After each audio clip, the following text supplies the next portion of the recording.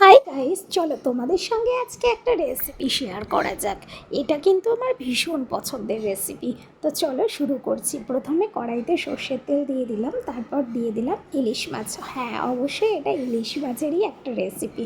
তো ইলিশ মাছগুলো ভাজা হয়ে গেল, ওই একই তেলেতে আমি কিছুটা মোটা মোটা করে কেটে রাখা আলুও দিয়ে দিলাম।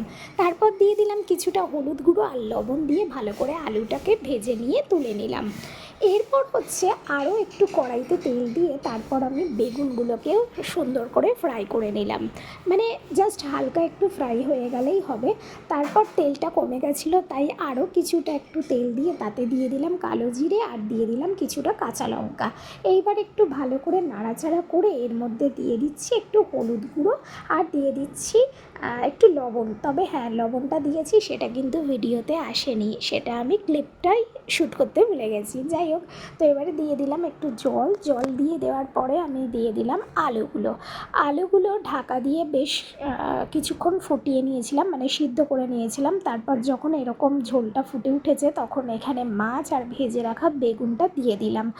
আর এই ভেজে রাখা বেগুন আর মাছ দেওয়ার পর মিনিট 10 মতো আমি মিডিয়াম ফ্লেমে রেখেছিলাম। কেমন লাগলো রেসিপিটা?